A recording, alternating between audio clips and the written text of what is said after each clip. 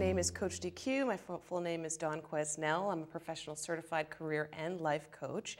And with me today, we have author of the Networking Survival Guide, Diane Darling. Welcome to the show. Thank you so much. Nice to be here. And today we're going to be talking about job networking tips and resources. Also, we're going to be touching on social media and do's and don'ts on networking. So let's talk about more today, the troubling economy. What advice or tips can you give people who are networking in this, what a term I don't like to use, difficult economy? It is a difficult economy. The business started 9 years ago when it was also a difficult economy. So what's really been interesting is that what people have said is, how can I connect with people that I can help? And in many cases, that's how you get a job, or it's how you're going to keep your job.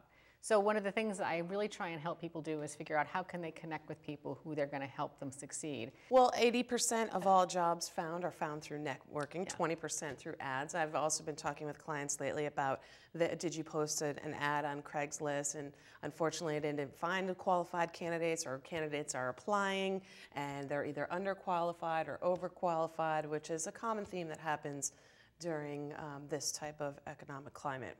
Right now. It is, and I think right now is the time that you want to do little things right.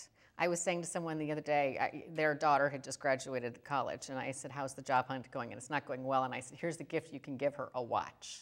And they said, why a watch? And I said, because when she goes into her next interview, she can take off her watch and say, Dawn, I want to be sure we're all set. We've got 20 minutes, and I want to be really honorable about your time. And she's not just looking at her phone the whole time, wondering what time is it, am I almost over, am I text messaging, what are kind of the messages that you're sending with that? Right, and potentially sending the wrong message that you're not interested. Multitasking is really not good networking etiquette, as they say. Accept your priorities, and when you try and be in too many different places, and this is a very interesting thing, people say to me, oh, I've got 5,000 people on my LinkedIn network. I'm like, no, that's your LinkedIn database. So on that note, define the difference between your network and your database. Well, your database is every single person you've ever met. Mine's ridiculously large. What I often do is I do a drawing for people at my workshops, and someone will win a book. So I get the names and contacts of all those sorts of people. But they're not people in my network. Right. They really aren't. The people who are in your network are the people who, you know, they'll pick you up from the airport. They'll listen to you after a bad day at work. Allow you to vent. They'll allow you to vent. They'll say to you, you know what, I think you made a mistake, and I want to help you out. And that's, you kind of have your funnel. Your database is everyone you meet. Your next group is your network. And rarely is that much larger than 200 people. A subset of that is what I call my inner circle. That's about 50 people, and those are the people who I really do vent to.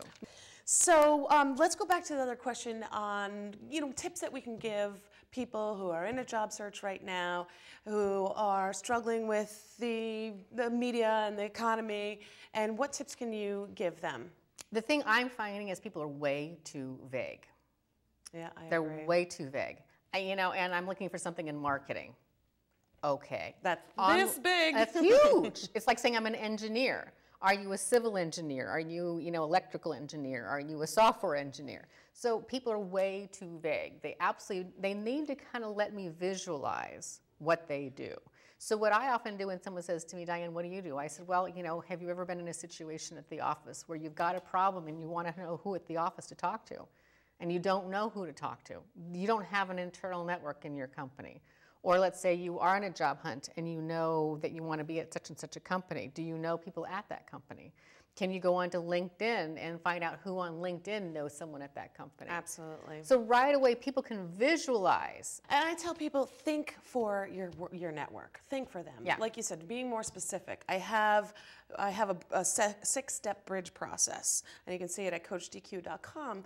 And what the first is to be clear. Second is to help like exactly what you said, identify a list of companies you're looking to target. Be more specific. And tell me the problem you solve for that company. Like, I can go into a company and say, tell me your networking issue. Our people are not talking to each other. Or sometimes it's a university that has a whole bunch of students right now that are looking for jobs, and the university wants to help them. So I said, great, here's the problem I can solve for you.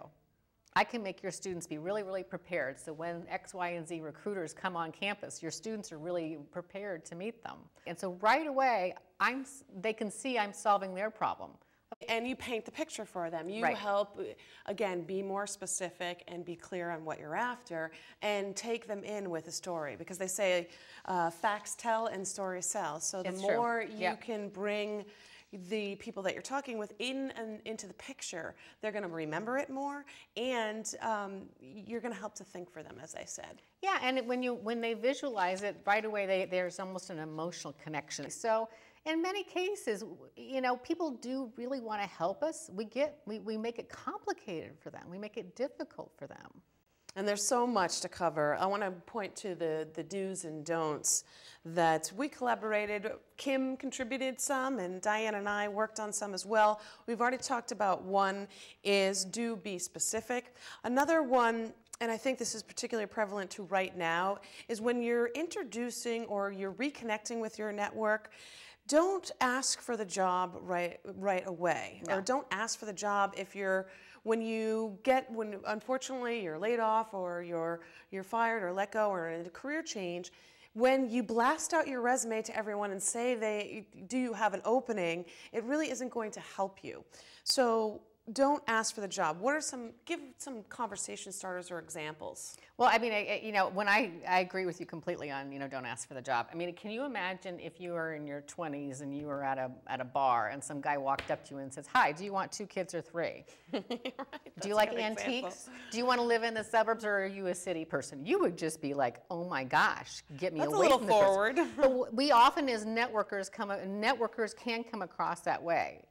Or, and another common mistake, don't talk negative about your company or negative in general in the interview or when you're networking with people. Yeah. It's a common basic, but sometimes people forget. So that's very important. Well, and those are the moments you need to know who you're talking to. Are you talking to somebody who you can vent with, or are you talking to someone who might be giving you a referral? Okay. And with that, don't focus on the past. Don't focus on don't let your ego go in the way. And I will say, I do think it is an especially tough time, and this may be risky to say, for white men. I think it's a tough time. I think women and minorities have had to hustle for a long, long time. And they're due now. And right? I don't think that men aren't able to do it. It's just not something that they've been used to doing. And they kind of aren't necessarily aware of what they can be doing that will help them out. Well, speaking of that, because we only have a couple more minutes, some of the things that they can be doing, and this could be also a whole nother show, is the social networking aspect and using LinkedIn, using Twitter, using Facebook to find a job in the same way that we briefly talked about using LinkedIn and doing a name search or a company search. You can do that with the other social networks. Yes. I mean, for example, on Facebook, I have a personal page, which is where I hang out with my friends from college or my social friends. And then I have a page for effective networking.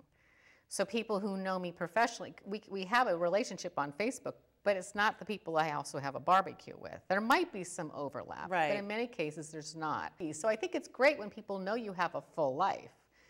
But in some cases, we can get a little confusing. It always surprises me when I get an invitation on Facebook or LinkedIn, and there's this kind of like, "I'd like for you to be a part of my professional network." I'm like, I don't know you. Yeah, and you can get caught, I think, in that. Yeah, absolutely. And I think part of it is that, identify how you know them, or identify that you've read an article, or just say something. Using the template thing seems just kind of so cold and unfriendly. Yeah, I agree. That's another tip, to definitely personalize it. So we talked to other common mistakes. We talked about, well, actually we didn't cover, do you recommend people creating a 30-second pitch or something that they would use, or conversation starters? Say, for example, I'm calling someone cold, or I am calling someone who is a friend of a friend's. Yeah, you want to be prepared. I mean, it's been interesting to see all the footage of Michael Jackson's last rehearsal, and you see rehearsed over and over and over again, and you hear the loudspeaker, "This is where you have applause, 1, 2." I mean, you count that out. So I think you need to be prepared. But you don't want to sound like you're recording, but you do want to be prepared. So if someone says, what kind of a job are you looking for? You can answer it, and it can be what one friend of mine calls this rehearsed spontaneity. It sounds like it's the first time you've ever said it, but you've rehearsed this over and over and over again. Well, what I would love to do is try and find a company where I can contribute X, Y, and Z. And especially when you articulate how you can help them, it really makes a big difference. And I recommend 2 to 3 sentences, really short to the point. And it will change. I mean, what I find, and what I love is talking to parents about this. When you introduce yourself in the neighborhood as a parent, you have no name. You're so-and-so's mom or you're so-and-so's dad. Yeah, that's a good point. You know, in the business world, we say our name first. In the social world, in many cases, we say our connection. I'm the cousin of the bride. My name is Diane Darling. So I often encourage people to try and say something about yourself. I'm actually dyslexic, so it's kind of where I thought of this, is, you know, how can you say something about yourself that shows you have a connection to the person? I'm Dawn's neighbor. My name is Diane. So right away, I've given them a conversation starter. Well, and they may not remember your name, but they may know that that is your neighbor. Whenever I forget a name, I'll say, you know, we had a great conversation at Dawn's barbecue. I enjoyed talking about dogs. I can remember all that whole conversation. I just can't remember your name. And right away, they know you're a human. But that's how I often get out of, I have no clue what your name is. Oh, great. Well, we've covered, you know, some basics and some advanced tips, and I really appreciate you coming on. And there's so much more we could cover. Sure. And thank you again. You're so welcome. Thank you. I'll be back. All right.